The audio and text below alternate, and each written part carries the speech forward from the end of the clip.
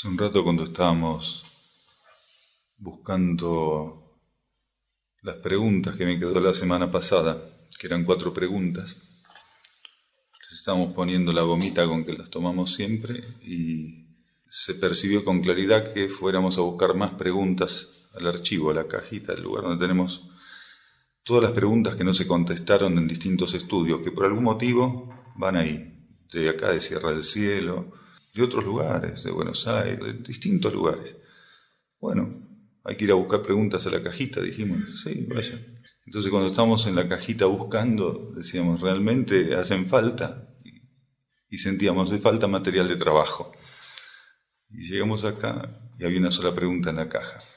Y no pasó una sola vez, pasó muchas veces. En una oportunidad estábamos bajando, mejor dicho, habíamos salido de la casa para ir al vehículo, y sentimos, vaya y busque preguntas. Vaya y busque preguntas. No habían quedado preguntas de la semana anterior pendientes, y era, vaya y busque preguntas. Bueno, vamos. Me di vuelta, entré, tomé preguntas, y acá no había ninguna en la caja tampoco. Así que bueno, como las preguntas son una energía que es atemporal, seguramente, aunque alguien las haya escrito hace varios meses, por algún motivo tienen que estar en la mesa. Así que vamos a trabajar con preguntas que alguien, no sabemos ni quién, en algún caso de lo que hoy hagamos, escribió, vaya a saber hace cuánto, mucho.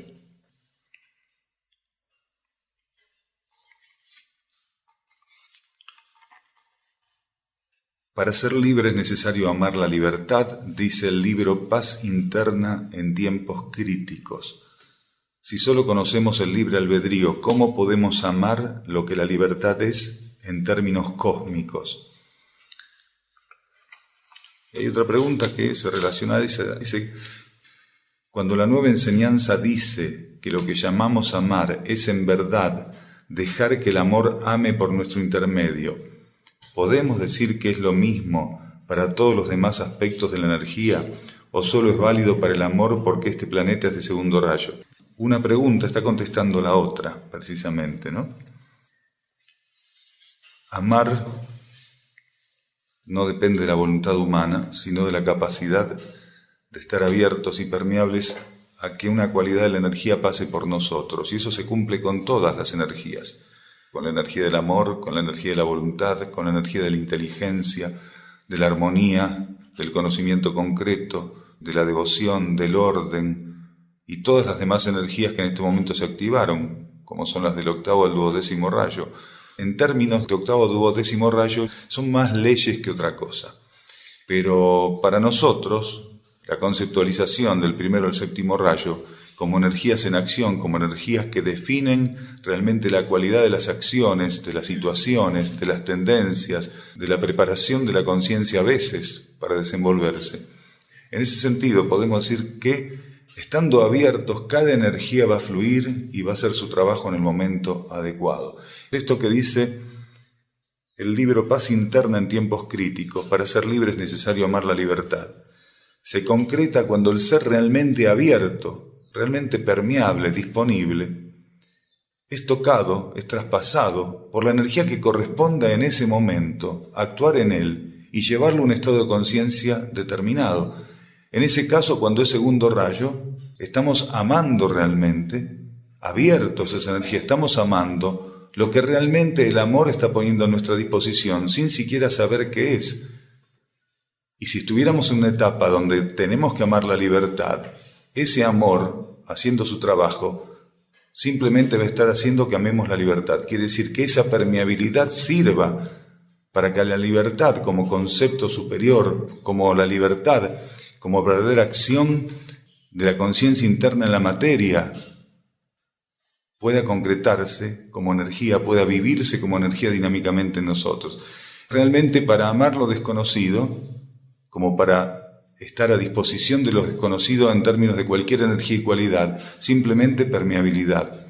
Esto es lo que tenemos que hacer siempre, siempre. Entonces vamos a estar trabajando con la energía adecuada. Si es la energía del amor, estaremos amando. Si es la energía de la voluntad superior, primer rayo, esa voluntad tremenda, impresionante, imparable, capaz de destruir, de construir, será esa. Si necesitamos un gesto de inteligencia, será tercer rayo. Lo importante es estar abiertos, permeables, para que la cualidad que debamos experimentar, sostener, seguir, porque en realidad, ¿saben qué ocurre cuando estamos abiertos a la energía sin predisposición por ninguna de ellas en particular? La energía actúa y abre un camino en el mundo material, y nosotros vamos detrás de ese camino. La energía pasa por nuestra conciencia, emerge en nuestra conciencia, se proyecta desde nuestra conciencia, y nosotros vamos por el camino que abre la energía cuando pasa por nosotros.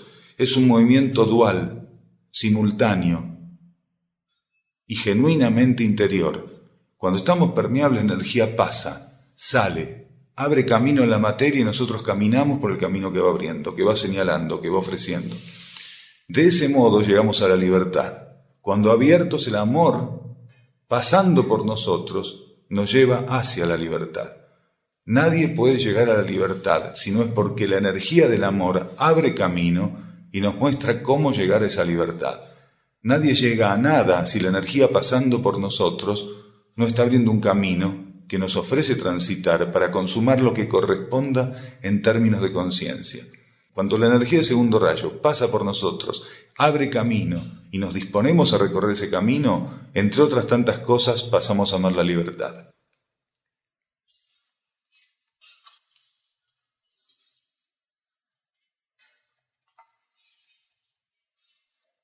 En lugares como este, donde se trabaja jerárquicamente y de modo vertical, ¿cómo se puede neutralizar las tendencias de las personas al libre albedrío? ¿Es posible realmente llegar a la vivencia de una verticalidad en armonía? Para esto las personas que estuvieran en lugares como Sierra del Cielo tendrían que haber logrado un estrechamiento de vínculos con su conciencia interna, lo suficientemente efectivo y lo suficientemente estable. Porque la verticalidad en estos lugares, aunque pudiera estar aparentemente revestida de obediencia a un coordinador, en realidad la verticalidad es de obediencia interna. Entonces, si el ser está en verdadera sintonía interior, su actitud de genuina sintonía interior le permite captar elementos, hacerse cargo de situaciones, más allá de que esas situaciones ceremonialmente le sean propuestas por otra, en sintonía y en obediencia internas, nada más. En un ámbito como este, estamos para ensayar lo que nuestra propia conciencia interna ensaya de un modo profundo y estable ya, que es la ley de jerarquía. Nuestra conciencia interna forma parte de una jerarquía, participa de la energía de una jerarquía. Podríamos decir que es una jerarquía en algún grado de manifestación. Por eso nuestra conciencia interior está bajo ley de jerarquía, bajo ninguna otra ley. Si nosotros estamos alineados a nuestra conciencia interna, entramos en sintonía con nuestra conciencia interna. ¿Qué otra cosa gradualmente pasaríamos a ensayar en este plano si no es la ley de jerarquía?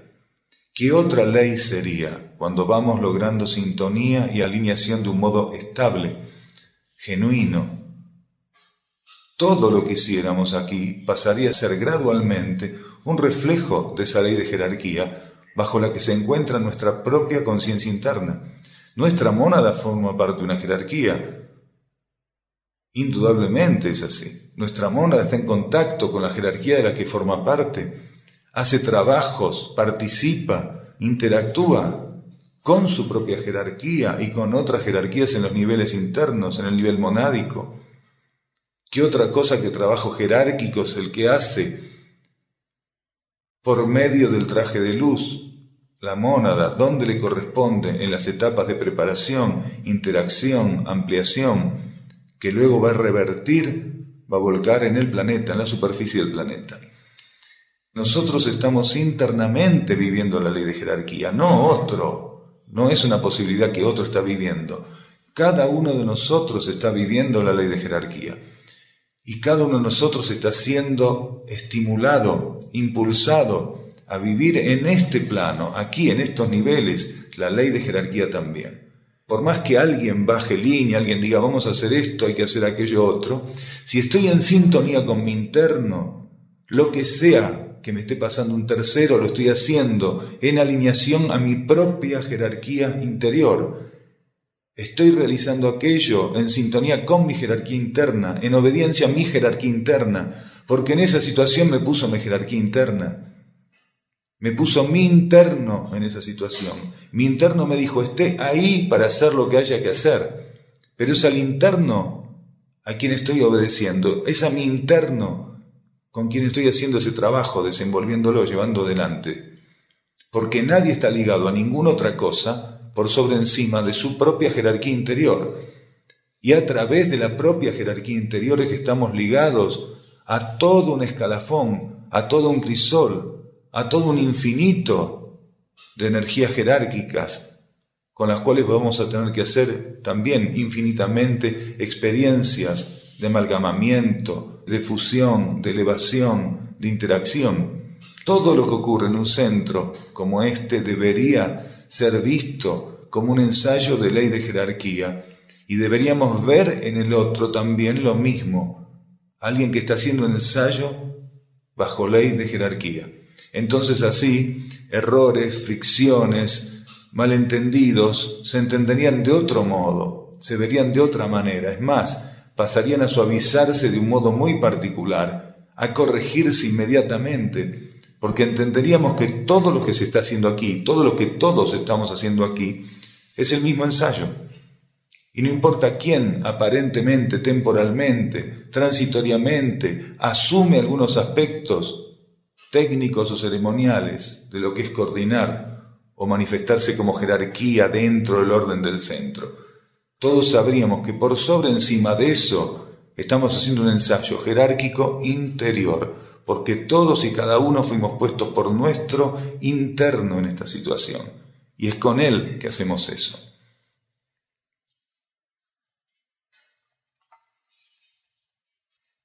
Si hago la tarea en desarmonía, no aporto nada. Si hago la tarea que creo que no está bien planteada, pero en armonía y con neutralidad, lo que genero es un aporte, un estímulo para aquel que no pudo ver con claridad cómo era una tarea y a partir de ahí empieza a ser estimulado. Porque si aquello que no está correctamente visto, por quién tiene que ser hecho, está hecho en armonía, eso ofrece al otro transformación. Eso ofrece al otro un parámetro. Cualquier elemento, cualquier tarea, cualquier actuación que no fuera esencialmente necesaria, pero por algún motivo tiene que ser hecho bajo ley de obediencia o tiene que ser hecho por algún motivo en particular, quien lo haga tiene que hacerlo en armonía. Al hacerlo en armonía ocurren dos cosas.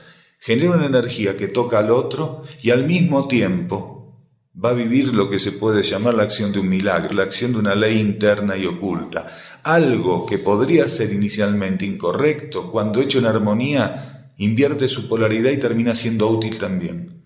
Tal vez no tan útil, pero sí útil en términos de implantar armonía en un campo de vida. Lo importante es la actitud con que se hace aquello. Tal vez después de hacerlo, en algunos casos convendría ir a hablar, dependiendo la flexibilidad de quién emitió la orden. Las situaciones son únicas, hay que ver qué elementos están interactuando. Hay que ver en cada momento. Aquel que puede discernir que algo tal vez no sería lo más adecuado hecho de ese modo, también tiene que estar abierto para discernir si ir a revertir eso en ese momento es propicio o no. Si una persona verdaderamente discierne de que esto podría ser hecho, no es que esté mal hacer esto, pero podría ser hecho de otro modo, y no discierne que lo que va a hacer es generar fricción, tal vez lo que se le está poniendo entre manos es para que se dé cuenta que no discierne algunas cosas también. Hay que estar atento para ver cómo se trata, cómo se interviene en cada situación. Y en algunos casos, la energía lo que propone, cuando nos pone algo de este modo, que decimos, pero esto podría hacerse de otro modo, o debería hacerse de otro modo, o tal vez no hacerlo ahora, o no hacerlo, directamente hacer otra cosa. A veces la energía lo que está probando también es nuestra capacidad de flexibilidad y la obediencia misma. A veces la energía le enturbia un poquito la razón al que nos va a dar una orden para ver si nosotros también podemos flexibilizarnos. Porque si no somos puestos a prueba bajo todos los aspectos, Digamos que nuestro aprendizaje no termina nunca. Realmente llega un momento que todo lo que nos pasa tenemos que empezar a verlo con otros ojos. ¿Por qué a mí me están colocando esto si puedo verlo de otro modo y creo que puede ser de otra manera? ¿Por qué? ¿Por qué estoy presente en un esquema? ¿Por qué participo de un esquema donde me están planteando esto o aquello de un modo que mi discernimiento o mi sentido común me dicen que no? ¿Por qué? Entonces, ese por qué es mucho más profundo que aquello que aparentemente está mal planteado o está mal presentado o debería ser hecho de otro modo. Lo más profundo ahí es descubrir el por qué. Ya lo otro pasó a segundo plano. Lo más importante ahí debería ser ¿por qué se me presenta esto a mí? La persona percibe que el otro tiene, sin trabajar algunos aspectos de la personalidad, percibe que a partir de ahí se le dio una orden, una indicación que tal vez no es conveniente realizar de ese modo, pero falta un detalle. Todo eso lo percibió el que recibe la indicación de hacer de tal o cual manera la cuestión, pero percibió si tiene que ir a decirle al otro que está mal, percibió eso, lo tiene confirmado internamente, porque eso es fundamental. Si en la percepción de lo que el otro me está pidiendo, también está incluido un estímulo que me diga vaya y hable, vaya y dígale tal cosa, vaya y plantéelo de tal modo. Si ese estímulo está ausente, la mayor parte de las veces lo que quiere decir es hágalo así. Cuando a nosotros la conciencia intuitiva nos va revelando que tal o cual cuestión puede ser irregular, que es perfectible, que podría armonizarse de otro modo, pero no nos está, dentro de la misma captación del estímulo, no nos está diciendo, revierta esto, vaya, háblelo, vaya, plantéelo. Si no nos está diciendo nada de eso y simplemente nos está mostrando un perfil más adecuado para realizarlo, pero no nos está diciendo, replantéelo, reviértalo, frénelo, entonces, ¿qué hace uno? Ahí tiene que ensayar neutralidad y hacerlo con armonía. Porque para el interno, agregarle en el mismo estímulo, vaya y plantéelo, no es ningún desgaste de energía. Pero cuando el interno no nos pide que vayamos a plantear esto, el interno ya implícitamente está diciendo, ¿usted vio cómo es esto? ¿Lo entendió? Bueno, pero hágalo así. Entonces ahí se define. Porque incluso a veces, a la hora de plantear algo que puede resultar en una situación de determinada naturaleza, tenemos que tener un respaldo interior para que aquello que va a ocurrir, en todo caso, esté en manos del interno y no quede en manos estrictamente de las personalidades que van a encontrarse realmente en una palestra y van a encontrarse en un choque. Cuando una estructura no tiene sustento interno, que sus raíces no están puestas en los niveles supramentales, seguramente que algunos embates, unos pocos embates, cruentos, pero pocos embates, dan por tierra con la estructura. Porque es combustible de lo que pasa en estos planos, una estructura de esa naturaleza. En todo caso, estructuras que se autodefinían o buscaban definirse como espirituales.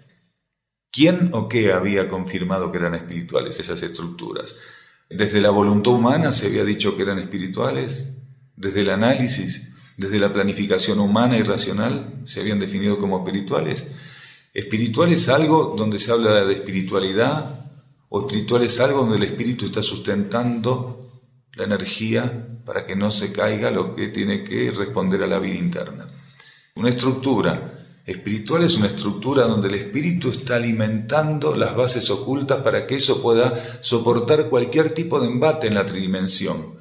Porque no hay fuerzas en la tridimensión que tengan mayor categoría de embate que lo que la vida interna y la energía interna son capaces de sustentar.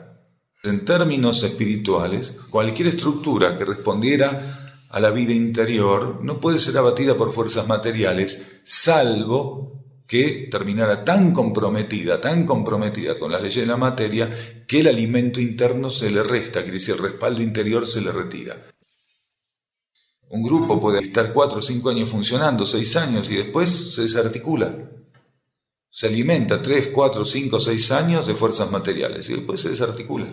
No es nada eso en términos de tiempo. Son estructuras que no terminan jamás de madurar, porque su punto de maduración máximo responde a lo máximo que puede ofrecer la capa psíquica, las fuerzas materiales. Entonces ahí las situaciones de conflicto van minando porque no hay cimientos interiores. De todos modos, la energía tiene herramientas para tirar abajo lo que sea. Y en este planeta y en este plano, muchísimas personas son herramientas de la energía para tirar abajo lo que nos sirve. La energía se sirve de todo, para retirar lo que en determinado plano o campo de vida ya no tiene por qué estar presente ni funcionar. Hay que estar atento para ver si uno en ese momento es instrumento de la energía. Si uno logró neutralidad y lo hace con armonía, indudablemente es herramienta de la energía, porque nadie podría estar participando del derrumbe de una estructura grupal, social, política, del derrumbe de la estructura que fuera, si estando en armonía y en alineación se encuentra presente en esa situación. O sea, ¿cómo un ser estando en armonía y en alineación va a estar presente en una situación que no le corresponde? Nadie podría estar en una situación que no le corresponde estando en armonía y en alineación.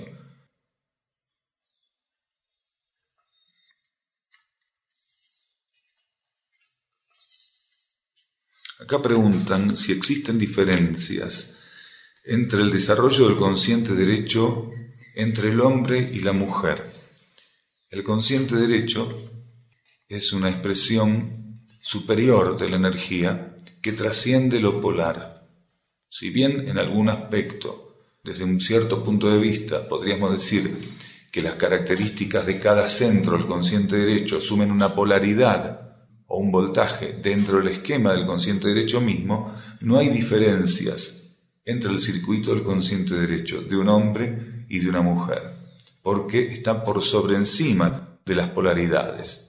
Es un ofrecimiento, es un camino en términos de energía y de circuito hacia la síntesis, hacia la androgenia.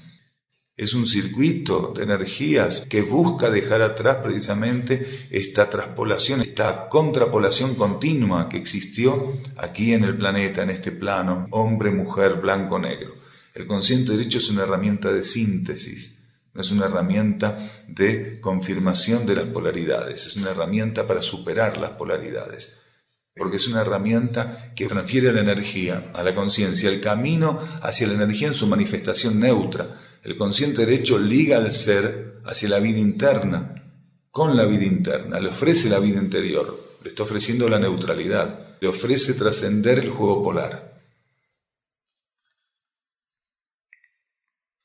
¿Por qué si estamos en el despertar del polo femenino, de la energía, los más conocidos o reconocidos instructores y contactados son todos seres masculinos, tal vez los más conocidos en términos de fama, entre comillas? Hay seres en cuerpos femeninos que están trabajando con una capacidad de religación interior, de transferencia de energías internas a estos planos muy elevada. Hoy hay muchísimos seres en cuerpos femeninos con una capacidad estable de conexión interna. Solo que todavía, como estamos en transición, no terminó de agotarse esta cuestión de que muchos seres que están bajo aspectos masculinos sigan teniendo una determinada injerencia o protagonismo. Pero estos seres tienen muy trabajada su parte femenina, en términos de energía, de polaridad, desde un carácter profundo, su parte femenina, de un punto de vista elevado. Un instructor que hoy estuviera actualizado, aunque en cuerpos masculinos, tiene que tener trabajados muchos aspectos de su contraparte femenina para poder llevar adelante esas situaciones, esa tarea de instrucción, de asistencia.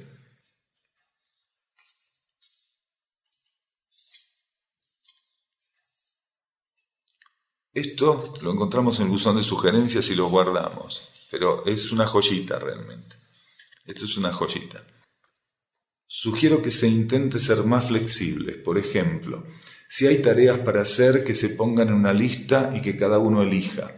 Que no se ponga un horario de comidas y que los alimentos estén en las mesas y cada uno coma cuando su cuerpo se lo indique.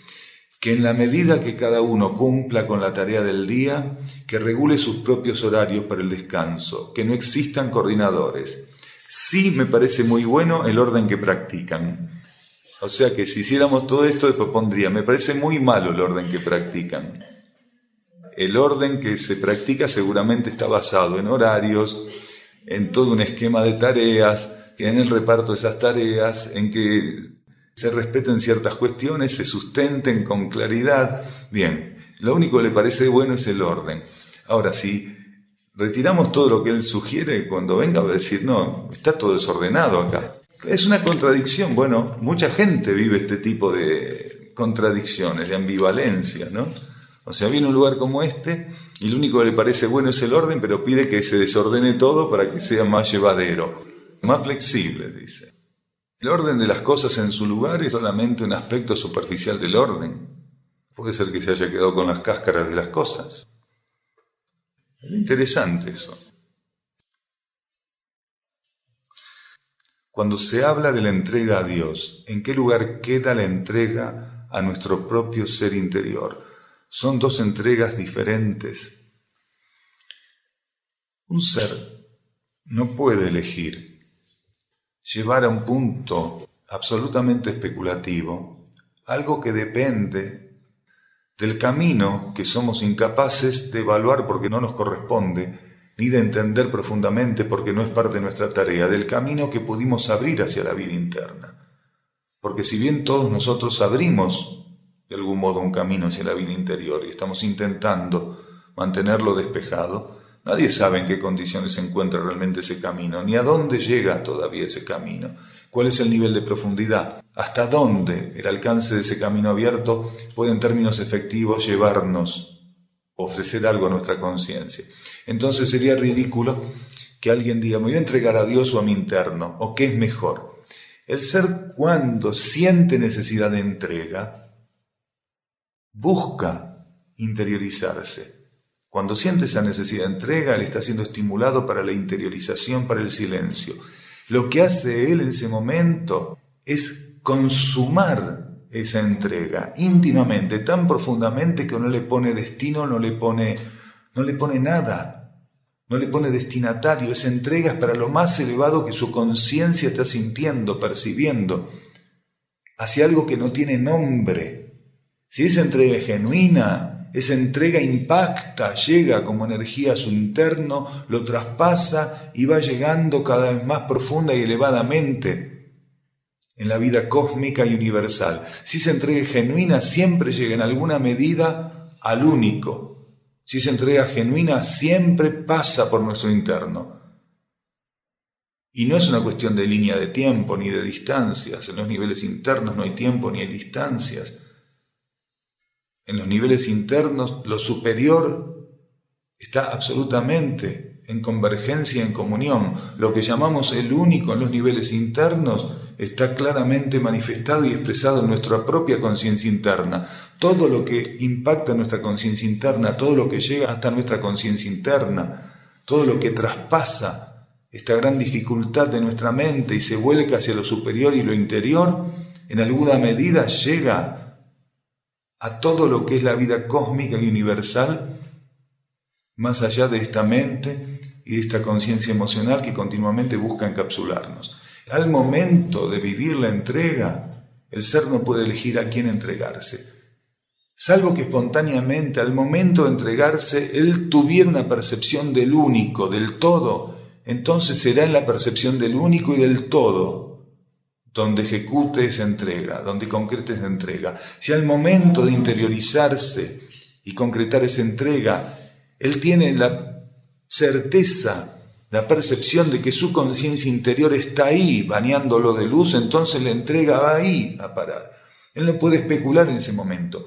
No hay un gramo, no hay un centímetro, ni de espacio, ni de intención que pueda ser desviado en el momento de la entrega. No hay margen para la especulación. El momento que el ser se está entregando no puede desviar un gramo, un milímetro, un ápice de intención para nada que no sea concretar esa entrega. No tiene ni tiempo, ni voluntad, ni nada. Si esa entrega es genuina en su intento de ser concretada, él no puede estar pensando a quién la está entregando su conciencia. Porque él sabe que cuando la entrega es genuina, aquello es tomado por lo superior, y lo superior es lo superior.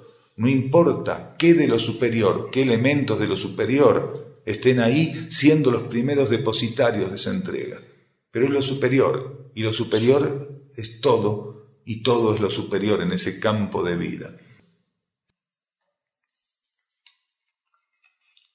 Aquí preguntan, ¿el cuerpo grupal se purifica para poder asumir aspectos más profundos del plan evolutivo? Sí.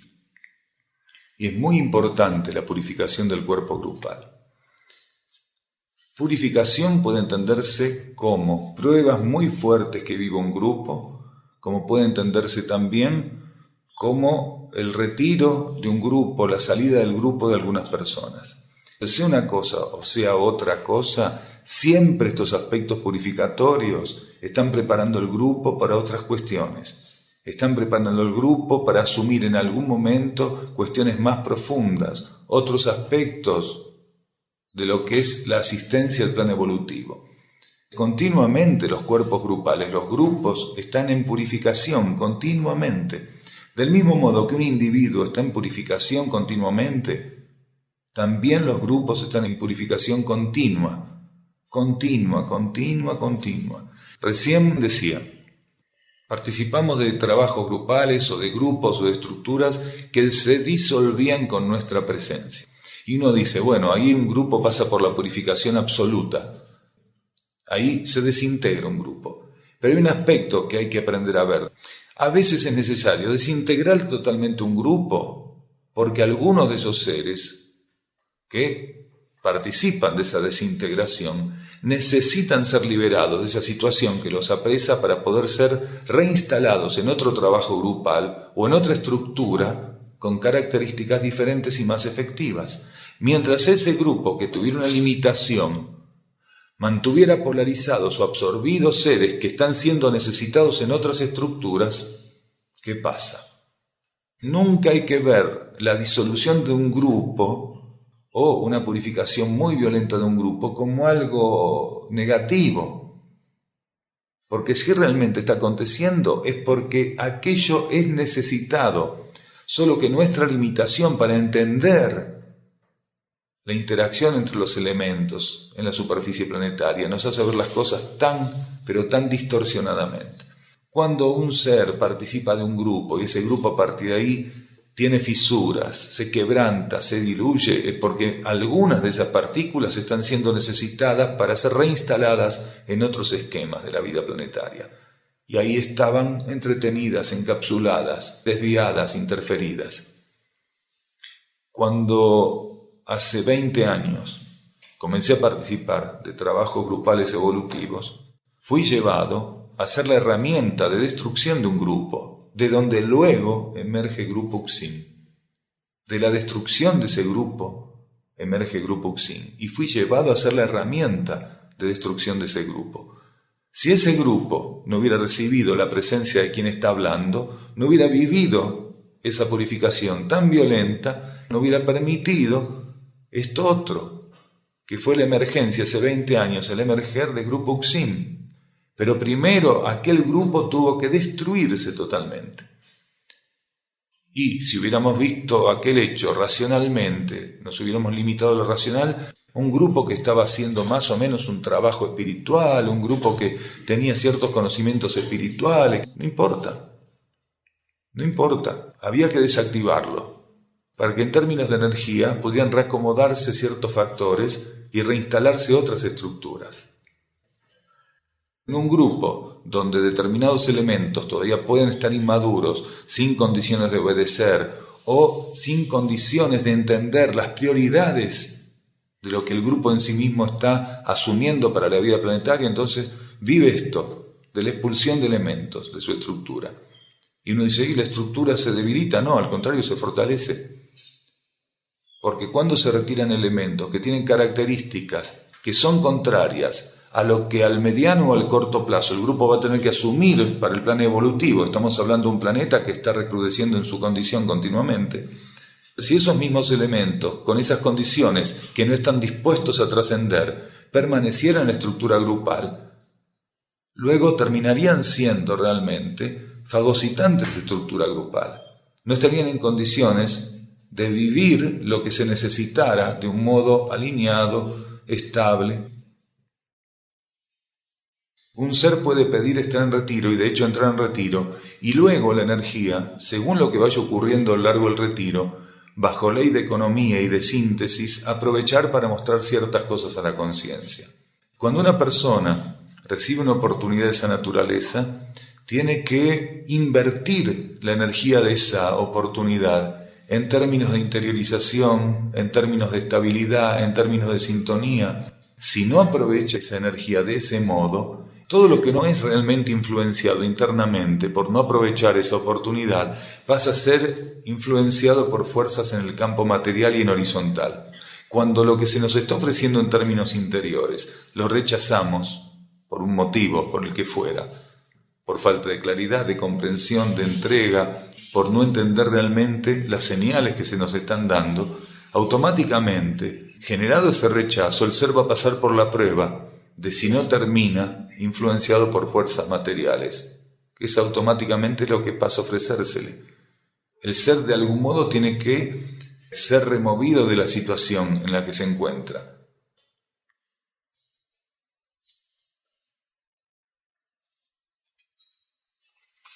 Acá preguntan, ¿por qué motivo algunas personas sienten el llamado interior a una edad avanzada y han pasado casi toda su vida en el materialismo?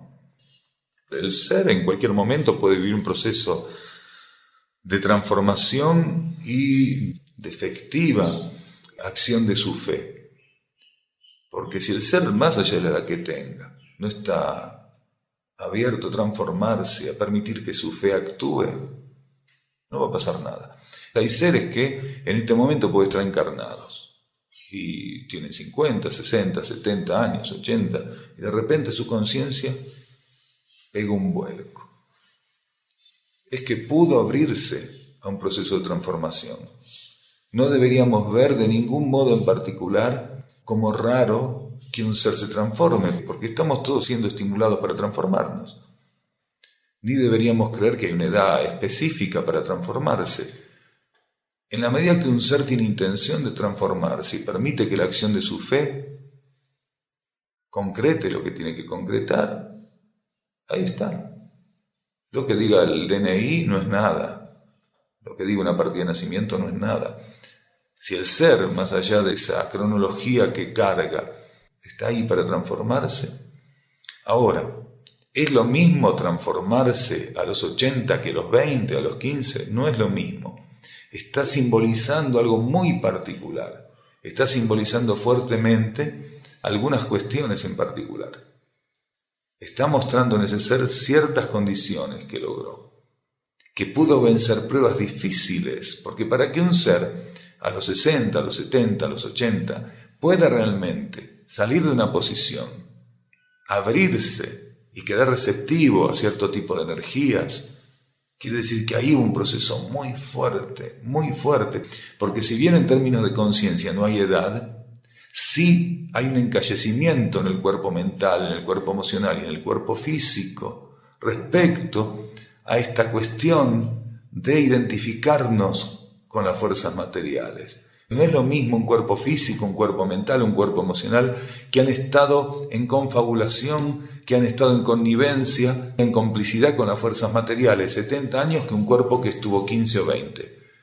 Porque esto de estar en connivencia, esto de estar en complicidad con las fuerzas materiales durante mucho tiempo, dado que la materia responde a la inercia, suele instalar procesos de inercia mucho más difíciles de remover.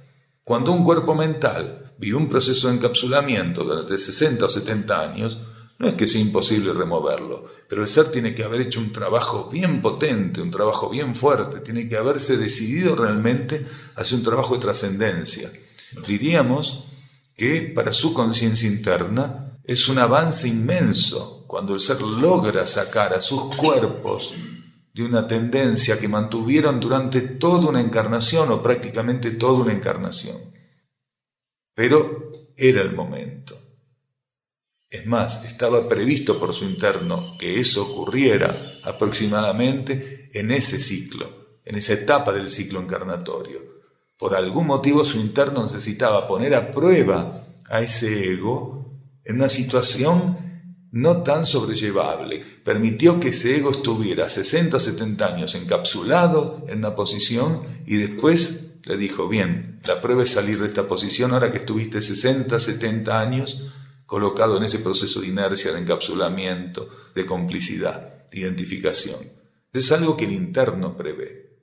Siempre lo prevé el interno. En Oriente hay una cultura que permite percibir algunas condiciones en los seres que nuestra cultura occidental no observa ni busca observar. En algunos lugares de Oriente, solo en algunos lugares de Oriente, hay una cultura donde está instalada esta tendencia de mirar a los niños de un modo en particular, tratando de ver si esos niños realmente no están en condiciones de asumir lo que pocos pueden asumir, que es una relación, en este caso con la doctrina budista, que la mayoría solamente lleva doctrinariamente en sus hogares.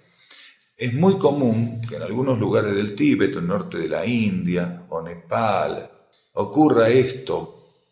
Es más, cuando un padre tiene una cierta percepción de que el chico tiene una receptividad particular en términos filosóficos, que su conciencia destila una energía, particularmente en términos filosóficos, si el padre tiene una duda, va y lo lleva a algún monje para que lo mire, para que lo vea, para que perciba, para que confirme. Entonces, si el monje, después de estar con el chico, de hablar con el chico, de participar con el chico, a veces se lo dejan algunos días en el lamasterio, en el monasterio, el monje confirma que el chico realmente tiene una tendencia filosófica, espiritual particular, se lo transmite al padre y le sugiere qué hacer.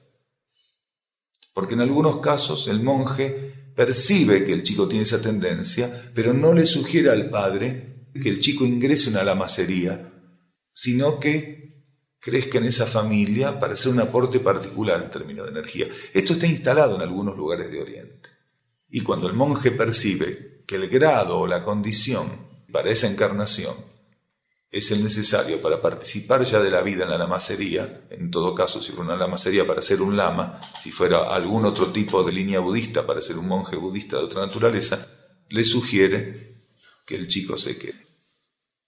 No estamos hablando de un ser normal. Un ser que puede vivir en ciertas situaciones y condiciones sale de la norma. No es una normal, pero sale de la norma. Su normalidad es de otro tipo. No sería un ser normal, es un ser que está preparado kármicamente, evolutivamente, para hacer otro aporte a la vida planetaria. Un aporte diferente. No sería un ser normal. Ahora, en Occidente, ¿por qué ocurre que no existen ese tipo de posibilidades para niños que también podrían tener condiciones similares o incluso superiores a esos chicos de Oriente? ¿Por qué? Por prejuicios y por cosas muy oscuras con los chicos. Eso no ocurre en las lamaserías y en los templos orientales. Entonces pueden estar al cuidado de los chicos sin problema. Por eso las grandes diferencias en ese sentido. Aquí en Occidente un chico tiene que abrirse camino solo. ¿A quién no le habrá pasado? ¿A cuántos no le habrá? A mí me ha pasado. Tener una tendencia mística, espiritual, esotérica, ocultista y no saber cómo canalizarla. Estar en un mundo que no entendía qué pasaba. Y hasta recibí la protección de pasar una cantidad de años como adormecido en ese sentido, porque hubiera sido muy traumático. Recién ya cuando salí de la adolescencia y entré ya en una edad bastante, mucho más que adolescente, era un joven avanzado ya, casi un hombre, casi maduro, donde todo eso pudo aflorar nuevamente, lo que había vivido en la niñez, pero no había dónde, cómo canalizarlo, con quién. Hacer una transformación no es fácil nunca. Vamos a partir de esa base. Solo que una persona de 18 o 20 no está viviendo procesos de inercia tan profundos y encallecimientos tan profundos como uno de 60, 80 o 70.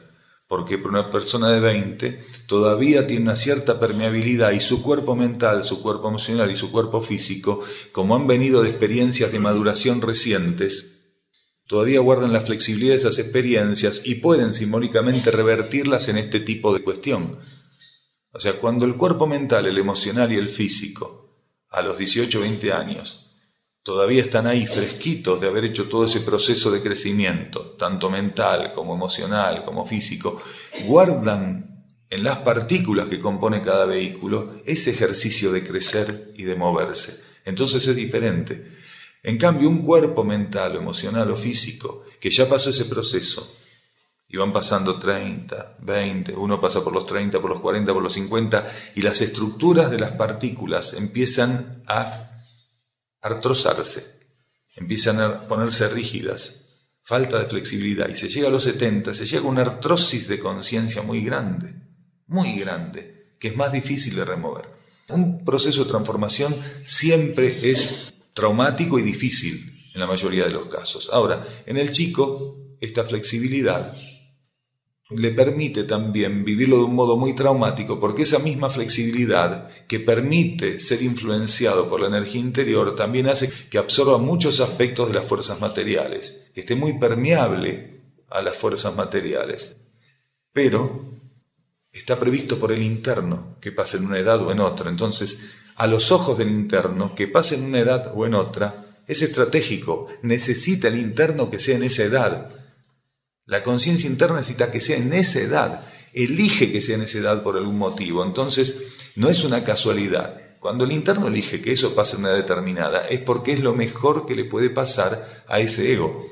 A mí me ocurría que a los 8 o 9 años empecé a tener toda una cosa de búsqueda interna, espiritual, mística, que no sabía dónde canalizar. A los 12 eso estaba explotaba. Discutía con la catequista, le quería mostrar que estaba equivocada, que no podía hacer lo que estaba diciendo. Fue fuerte eso. La llamada crisis de los 40, sea para el hombre o para la mujer, es simplemente para aquellos seres que siempre estuvieron pendientes de sus condiciones y su plenitud psicofísica. Cuando esas condiciones psicofísicas se desbalancean, no responden del mismo modo, ahí empieza la crisis. Pero si el ser no define la plenitud y sus posibilidades en términos psicofísicos, sino que trascendió eso, y él define plenitud como la capacidad de poder ser ampliado y de entender los horizontes internos e ir hacia esos horizontes por sobre encima de cualquier otra cosa, no existe esa crisis de los 40. Porque él le da lo mismo a los 40, a los 30, a los 20. Las limitaciones psicofísicas no significan nada para él, sino que por el contrario, revirtió la situación y se da cuenta que cuanto más avanza hacia el horizonte interno, aunque técnicamente las condiciones de sus cuerpos materiales vayan pasando por un deterioro lógico, porque hay que entregar los trajes en algún momento, la energía que los toca y que los vivifica es otra. Es totalmente otra, que no depende de la complicidad con las fuerzas materiales. Esa crisis solamente es para quienes están aún dormidos en términos de búsqueda interior, de respuesta interna.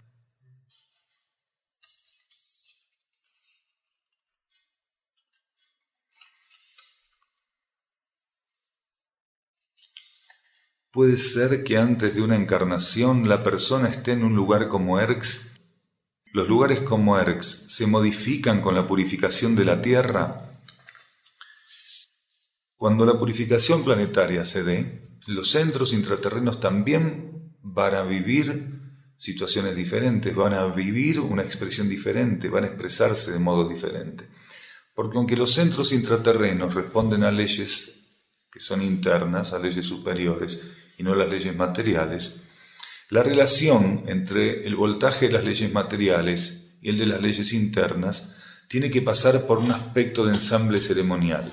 Cuando la situación externa del planeta varíe, se modifique, cuando la purificación planetaria se haya concretado, cuando todo lo que nos sirve en la superficie del planeta haya sido ya retirado, cuando esté reinstalado el equilibrio planetario, las posibilidades de expresión y los patrones de energía que van a expresar las civilizaciones intraterrenas van a ser inmensamente superiores, porque la relación superficie-niveles internos, quiere decir, vida externa del planeta en superficie y la vida interna en los niveles intraterrenos, tiene que estar siempre bajo un patrón de relación. Ese patrón de relación permite que la energía circule con equilibrio. Toda la vida planetaria, cuando la superficie planetaria haya sido purificada, toda la vida planetaria se va a octavar, toda. Y ahí es que de el planeta Tierra, entonces van a poder salir representantes, van a poder salir seres que van a poder representar el planeta Tierra en niveles superiores de conciencia, en consejos, en concilios. Antes, niveles superiores de conciencia, va a haber representante del planeta Tierra, cosa que ahora es muy limitado.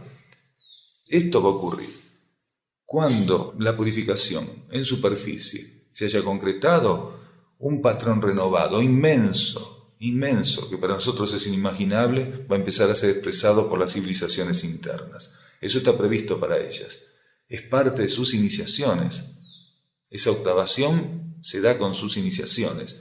Todas esas civilizaciones viven octavaciones e iniciaciones prácticamente en conjunto, todas las partículas que las componen, más otras que van a ingresar, porque cuando se dé esa potencialización, esa octavación en las civilizaciones internas, van a poder recibir conciencias que van a empezar a participar de esas civilizaciones que vienen de otros lugares del cosmos, que ahora, por el estado actual de esas civilizaciones, a pesar de ser muy avanzado para nosotros, hace incompatible la participación, hace incompatible la presencia, la incorporación de esas conciencias. Todo va a ser modificado, todo va a ser elevado y ampliado.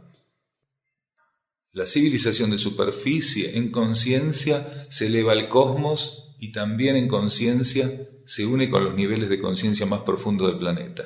Al expandirse el aura de la civilización de superficie se acerca más a la vida cósmica y se funde con la vida intraterrena. Porque lo que nosotros vamos a expresar acá es un aura global, general de la entidad humanidad.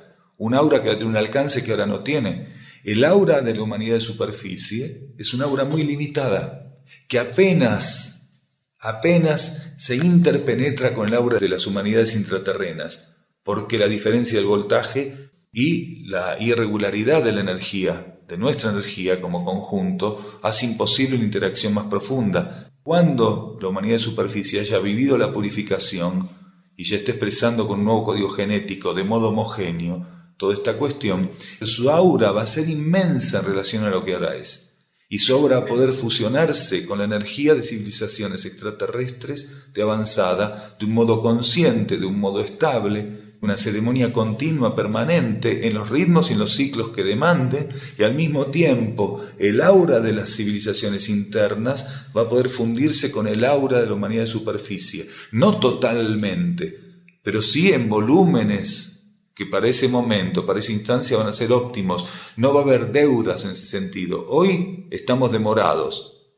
En este sentido, hoy estamos demorados. Más adelante, la interpenetración de esas auras va a ser en la medida necesaria y justa y continuamente en avance. Continuamente en avance. Esa fusión va a ser continuamente en avance, gradual e imparable, continuo.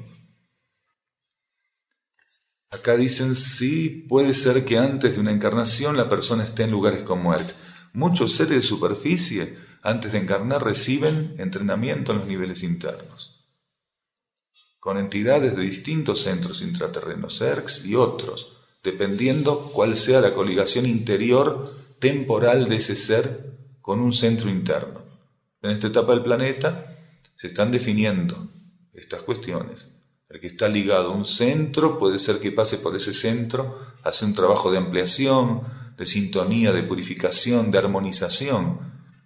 El que está ligado con otro centro, Erx es uno de los tantos. Pero eso sí ocurre, y cada vez va a ocurrir con mayor asiduidad en los seres que están encarnando, porque es necesario un reajuste de frecuencias que permita que la jerarquía se encuentre en nosotros elementos para transferir estas nuevas energías, que más adelante van a ser estables y evidentes, empezar a transferirlas, a filtrarlas, a instalarlas, porque esto es lo que está pasando en este momento. La jerarquía de instrucción, la jerarquía planetaria en general, está instalando plataformas vibratorias para que este nuevo estado de conciencia pueda establecerse de un modo adecuado y permitir que esta transferencia de energías se dé con el menor costo en términos universales. Aparte, muchos seres que van antes de encarnar al contacto con estos centros es porque necesitan esa instrucción para después volcarla, en términos de instrucción misma, no solo de adaptación de las tramas etéricas, no solo adaptación de su nivel causal, realmente instrucción que se instala para que después en algún momento ante ciertos estímulos pueda fluir de un modo más rápido, más efectivo en la conciencia para beneficio de la superficie terrestre.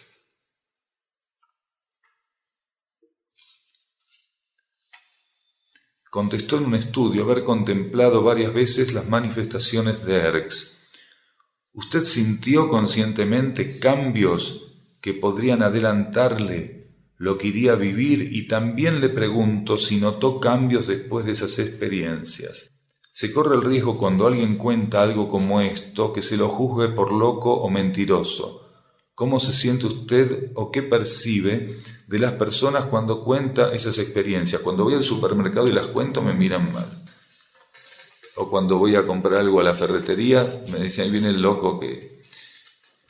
Este tipo de cosas no se cuenta en cualquier ámbito. Se cuenta bajo estímulo interior, porque se sabe qué está haciendo la energía a través de ese tipo de relatos.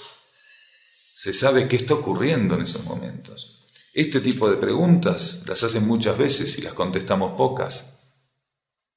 Las han hecho en distintos ámbitos, aquí en Sierra del Cielo, en distintas ciudades o países, y no se contestan siempre, porque se percibe que es inadecuado colocar eso en ese momento. La energía prende una luz roja y dice, ese papel déjelo a un costado, no lo toque. Es muy importante tener la claridad de conciencia para saber qué es necesario volcar. ¿Cuándo es necesario volcar? Cuando aquello que se está volcando sirve para transferir realmente lo que el otro está necesitando instalar en su conciencia. Está abriendo en el otro, está fertilizando el campo de su conciencia para que, llegado el caso, esa conciencia pueda vivir una experiencia de esa naturaleza, si está previsto para ella. Pero esto tiene que estar siendo estimulado internamente. Si no tenemos confirmación interna, este tipo de cuestiones no se comenta en cualquier lado.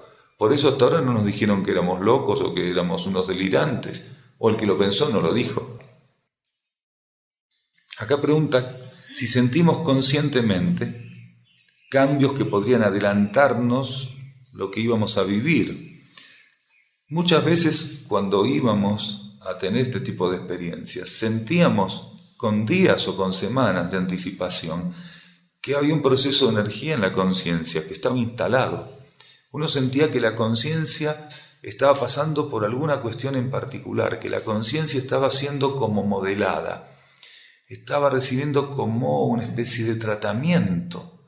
Había momentos que sentíamos como la conciencia realmente en compartimentos, como si la conciencia estuviera en compartimentos y que cada compartimento estaba pasando por un proceso en particular.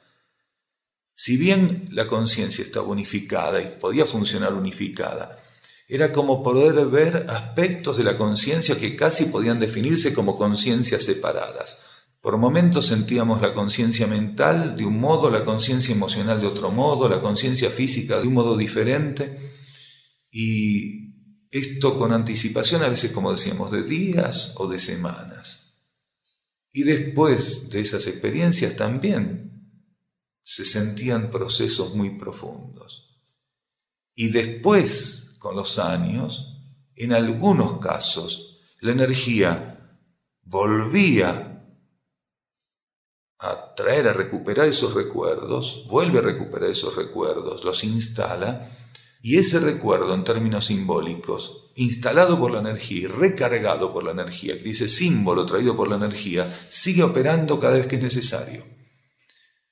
Porque no es un ejercicio de memoria que uno esté haciendo. No hay nostalgia por esas experiencias, porque uno no sabe cuándo va a volver a tenerla. No sabe si dentro de 10 minutos, si mañana, cuando la energía demande, manifieste o exprese que aquello es necesario. A veces llegan los recuerdos de esas experiencias, el símbolo, porque toda esa experiencia se ofrece como un recuerdo simbólico, y lo más especial de todo eso es que viene recargado. Ese símbolo es ofrecido, es reofrecido, recargado, y es como traer la experiencia nuevamente. No es un ejercicio de memoria, no es un ejercicio de anhelo, no es un ejercicio de reminiscencia, no es un ejercicio de nostalgia, no es nada de eso. No funciona así mi conciencia. Esto es ofrecido internamente en algunos momentos, en cualquier momento, a veces son segundos. Y en el momento en que opera, la experiencia tiene la misma validez que si estuviéramos allá. En los momentos en que cada una de esas experiencias se fue dando, con la ceremonia en que se dio, es como una síntesis energética, una cosa muy particular. Es algo muy difícil de transferir, lo que ocurre cuando la conciencia está ante la vida interna manifestada. Porque estar ante la vida interna es una experiencia que todos tenemos continuamente, unos en un grado, otros en diferente grado. Es algo que ya para nosotros es una cuestión corriente, ¿no? ¿Quién en algún momento no está ante una expresión interior? Tiene que estar muy dormido para no darse cuenta que en algún momento está siendo tocado, que en algún momento algo le está siendo ofrecido. Tiene que estar muy dormido. Estar ante experiencias internas es algo que casi todos los que estamos aquí, en alguna medida, sabemos de qué se trata. Pero estar ante una exteriorización tan puntual de lo que es interno tiene un grado de trascendencia diferente, por eso se ofrece de esa manera. Muchas veces hay una preparación de días y de semanas y también hay consecuencias que se van percibiendo luego de días y de semanas e incluso de meses particularmente. Y como decíamos, a veces luego de un ciclo la energía trae eso otra vez tan potentemente, tan fuertemente como si lo estuviéramos viviendo nuevamente. Y no es ni más ni menos importante de ese modo, es diferente y opera sobre la conciencia de un modo efectivo. Hay muchos seres que mienten respecto a esas experiencias. Hay seres que tienen experiencias con el mundo astral y las relatan como si fueran experiencias con el mundo interno. Las experiencias con el mundo astral no nos transforman, no nos instruyen, no nos revelan aspectos de la vida interna que solamente la vida interna puede revelar. No es un concepto lo que se revela a la conciencia. Es algo que transforma la conciencia. Y el que no lo vivió, no lo entiende, no lo puede describir, es más, no lo puede teatralizar, ni puede mentir sobre eso. Si tuviéramos percepción genuina, al momento en que alguien dice que pasó por una iniciación, que pasó por una transmutación, uno se da cuenta que la persona está viviendo una ilusión.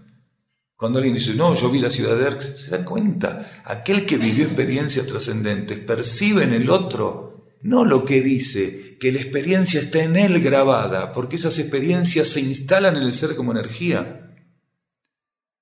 No hace falta decirlo o no decirlo. Esa experiencia está en el ser a fuego. Es un sello que nunca más se borra. Está a fuego, está ahí, está vivo. Es una energía que no muere nunca. Esas experiencias se instalan en el ser. Un patrón de energía, un aspecto de la energía, un rango de energía que no muere nunca. Aquel que vivió ese tipo de experiencias se da cuenta quién las está teatralizando, quién está mintiendo, quién tiene ilusiones, quién tiene ambición. Es muy simple, se da cuenta. La mayor parte de las personas no tiene ese tipo de experiencias. Esto no quiere decir que no se puedan dar cuenta, pero si no les funciona bien la conciencia intuitiva, no se dan cuenta si están recibiendo una mentira. Pero aquel que vivió este tipo de cuestiones reconoce las partículas que tienen aquello grabado ocultamente, pero efectivamente y presentemente a fuego en ellas. Hay un reconocimiento inmediato entre los seres que tienen ese tipo de energía instalada. La exteriorización de una jerarquía no difiere, como vivencia interna, de poder observar la proyección de Erx, que es la proyección ni más ni menos que la expresión de la jerarquía, solo que ceremonialmente mostrado de otro modo. Cuando emerge la visión de Erx, cuando está siendo mostrada en el campo etérico y uno está siendo incentivada para verlo, está viendo una expresión de la jerarquía, solo que de otro modo, bajo otro aspecto ceremonial. Una nave que se revela, una jerarquía que se revela, no es ni más importante ni menos importante, es ceremonialmente diferente, pero lo que ocurre en la conciencia es lo mismo, eso queda en la conciencia, eso está ahí, eso está ahí. A mí me ha pasado también estar ante naves y tengo algo que continuamente, muy continuamente, llega a mi conciencia sin buscarlo. De todos los avistamientos que hemos tenido en la década del 90, el grupo, Hubo uno en particular, que no se sabe por qué, guarda un voltaje ceremonial y un voltaje transmutatorio muy particular. El dibujo que aquella jerarquía, aquella nave hacía en los cielos era tan particular, tenía una carga simbólica, una carga de transformación, una carga de armonización, una capacidad de armonización, una capacidad transmutatoria muy grande. Y muy a menudo, en momentos muy particulares, en momentos donde entro en sintonías de un cierto tenor espontáneamente, aquel dibujo de la nave, no externamente, aparece en mi conciencia interna, tal cual como lo había vivido en aquella oportunidad. Y lo que genera en mi conciencia es inmenso, como en aquella oportunidad, como si estuviera nuevamente dándose esa experiencia. Y no tengo ninguna predilección por esa experiencia. No tengo un ranking de predilecciones por estas experiencias, pero ocurre, es así. Cuando aquella nave apareció sobre el río, se acercó a nosotros, ahí en menos de una centena de metros, 100 metros, hizo lo que hizo, quedó grabado en mi conciencia, y creo que en la conciencia de otros que estuvieron ahí también, pero solamente podemos decir que la relación entre un ser y una experiencia siempre es única, aunque otros estén compartiendo la misma experiencia. Entonces, en mi conciencia, eso retorna cuando es necesario. ¿Y cuál es la necesidad? No la sé, pero que existe una necesidad seguramente. En momentos donde necesito lo que aquella experiencia puede ofrecer, se revive, mi conciencia interna me la ofrece nuevamente, la coloca ahí recargada con un nuevo voltaje, una nueva posibilidad de tratamiento para mi conciencia, para mi ser. Te ofrece simplemente. Y uno está ahí neutro ante eso. Y cada vez que se repite esa experiencia, podemos estar ante esa experiencia con una cualidad superior. Lo mismo cuando retornan estas imágenes de observación de la expresión de Erx. Notamos eso, que cada vez es diferente. Se da desde un rango superior, con un rango de profundización, un rango de establecimiento de vínculos con eso que se está viviendo, más profundo, más estable, podríamos decir hasta más efectivo, si el término cupiera.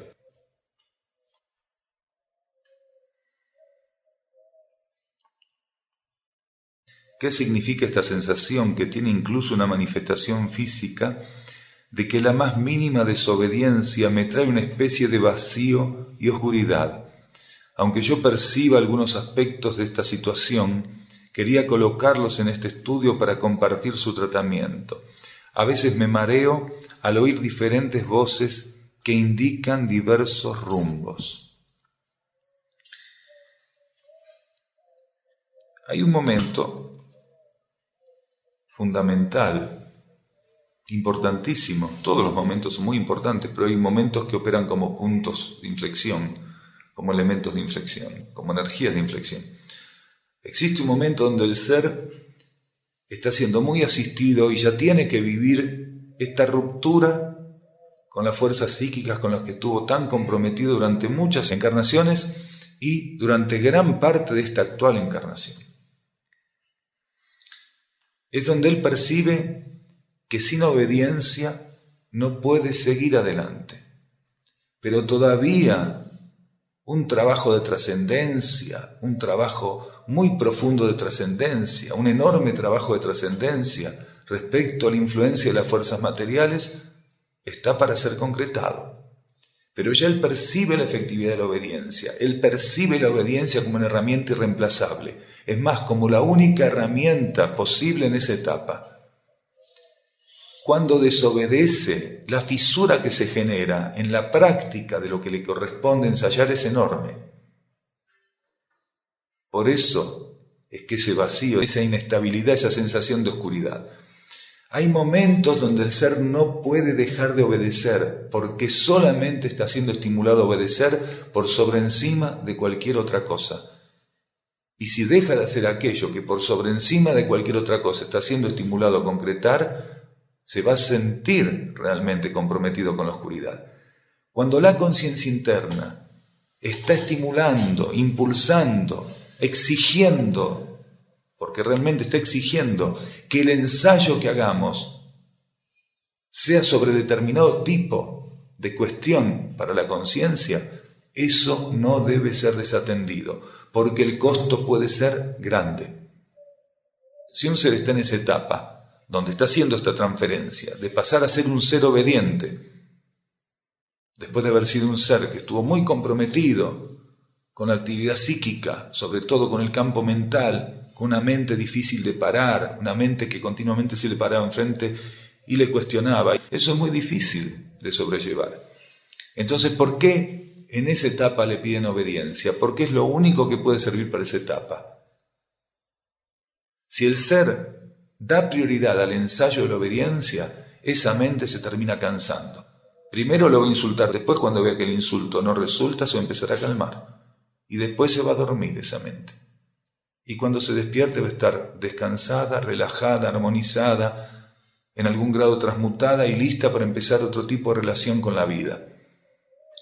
Pero hay momentos donde solo la obediencia puede hacer espacio a lo que corresponde. Y si es la obediencia y no obedecemos, entonces vamos a vivir esto, como dice el ser, ¿no? Acá dice la persona, a veces me mareo al oír diferentes voces que indican diversos rumbos. La mente, no le presto atención. Y si tengo que obedecer, es porque una parte mía está lo suficientemente lúcida para escuchar una vocecita que es la que tiene la razón. Y a esa tengo que obedecer, porque cuando la vida interna dice en esta etapa solo obediencia, es porque la vida interna se abre camino, arma una fisurita en el campo psíquico y le puede decir, es esto lo que hay que hacer. Esa fisurita es un gran despliegue de energía, porque en una mente convulsionada, en un campo psíquico convulsionado, abrir un agujerito, una fisurita, mandar un mensaje que se entienda cuál es todo un gasto de energía para la conciencia. Por eso la obediencia también tiene que estar de la mano de un gesto de gratitud, de humilde gratitud y reconocimiento de todo lo que la vida interna está haciendo para que en un mare magnum, en un verdadero galimatías de fuerza, de pensamientos, de estímulos encontrados, pueda filtrar un rayo de luz que nos esté señalando qué hay que hacer. Por eso no hay que desaprovechar eso y cuidarlo, en el caso que correspondiera bajo su aspecto de obediencia, cuidarlo, custodiarlo bajo ese aspecto de obediencia. Entonces, claro, si desobedezco, ¿qué otra cosa puedo sentir? Que un gran vacío, como caerme de cabeza en un pozo en sombras. Lógico, la obediencia no puede ser suplantada por nada. La fe se torna inoperante si la obediencia no está presente. ¿Cuánta gente tiene fe en la superficie del planeta? Hay una inmensa cantidad de gente que tiene fe que no va ni para atrás ni para adelante en la superficie del planeta, porque son discapacitados en términos de obediencia. Tienen toda una doctrina armada, tienen una inmensa fe que podrían poner a disposición de la vida planetaria, sin embargo no van a ningún lado.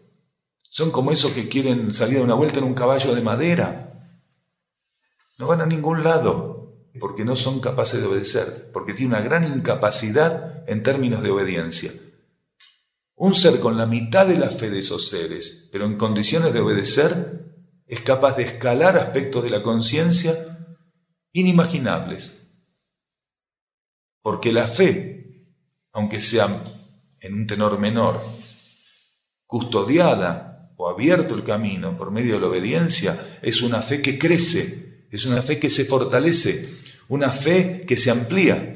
Tener un caudal de fe adecuado, el adecuado, no una inmensa fe, el adecuado, pero con obediencia es mucho más efectivo que una inmensa fe que se torna inoperante por ser desobedientes.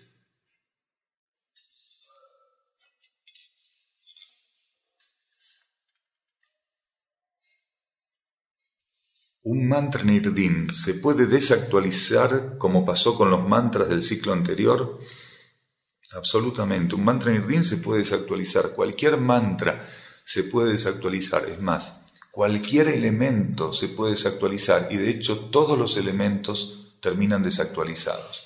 Si los elementos no se desactualizaran, todo esto se tornaría muy peligroso. Vivir sería imposible, evolucionar sería imposible. Todo está en continua evolución y todo para evolucionar necesita que el campo de tránsito pase por desactualizaciones, pase por transmutaciones, por cambios, que los elementos presentes en el campo de vida donde una partícula está polarizada, haciendo su proceso evolutivo, tenga esta condición de vivir la desarticulación, el retiro, la desvitalización, la desactualización de los elementos que sirvieron para una etapa, para un fin, y ya no sirven para la siguiente y para el fin consiguiente. Un mantra en Irdin se puede desactualizar. De hecho, aquí nosotros mantrando, más de una vez, utilizamos solamente un día, un mantra, y nunca más lo volvemos a utilizar, porque la energía mostró ese mantra, ofreció ese mantra para esa reunión de mantras, y nunca más autorizó su utilización. Y no es que el mantra no pudiera ser recuperado, porque en términos de interiorización, en términos de alineación, un mantra viene a la conciencia como cualquier otra cosa. Si uno está receptivo y alineado, y un mantra se necesita, si uno haya mantrado como esa herramienta hace un año y una sola vez, se aquieta, y si la energía lo quiere poner nuevamente en la conciencia, lo transfiere otra vez para el lado externo. Aquí nosotros lo hemos vivido muchas veces, o que se utilizó algún mantra 2 o 3 veces, 4 veces y nunca más. Y otros mantras los seguimos utilizando. La actualización o la desactualización de una partícula está dada desde los niveles internos en términos de ciclo. En términos de ciclo. Tiene que haber una coincidencia, tiene que haber una concomitancia, tiene que haber una relación, una verdadera relación entre una herramienta que está ofrecida en los niveles externos con el ciclo interior que la convalidaba, o dentro del ciclo interior dentro de la cual estaba considerada como vigente. Cuando ese ciclo interno se agota, la herramienta queda desvitalizada o desactualizada. Si ese ciclo es más extenso, donde esa herramienta está siendo tenida en cuenta, esta herramienta va a tener un grado de extensión mayor. ¿Cómo se sabe la cantidad de repeticiones que conviene hacer con un mantra? Por vía intuitiva. Si el ser no tiene en ese momento la posibilidad de estar lo suficientemente permeable intuitivamente, tiene que apelar a las sugerencias que pudiera llegar a tener cuando ese mantra le fue ofrecido. A un ser le dan un cuaderno de mantras y le dicen, bueno, esto se sugiere más o menos, es solamente una sugerencia, no es una cosa rígida, una sugerencia. O participó de un trabajo mántrico y vio que ese mantra se repitió 3 veces, y él, en su casa o en otro lugar, siente que tiene que trabajar con ese mantra y dice, ¿y cuántas veces será? ¿Cuántas veces era? Allá se hizo 3 veces, ¿se podrá hacer 2? Si no tiene confirmación, se aquieta, y si en la quietud no tiene ningún tipo de confirmación, podría entenderse que trate de hacerlo bajo un aspecto ceremonial similar a aquel donde lo vivió o lo experimentó la primera vez. Después el mismo mantra va instalando energías, va flexibilizando las partículas de la conciencia, y la energía del mantra ya deja de ser desconocida para la conciencia, es una energía conocida, una energía con la que la conciencia ya se emparentó particularmente, porque un mantra que es utilizado reiteradamente, si esa utilización reiterada responde a la inspiración interna, ese mantra va generando un condicionamiento en las partículas de la conciencia. Un condicionamiento en términos benéficos, superiores, de elevación, no un condicionamiento en términos de limitación.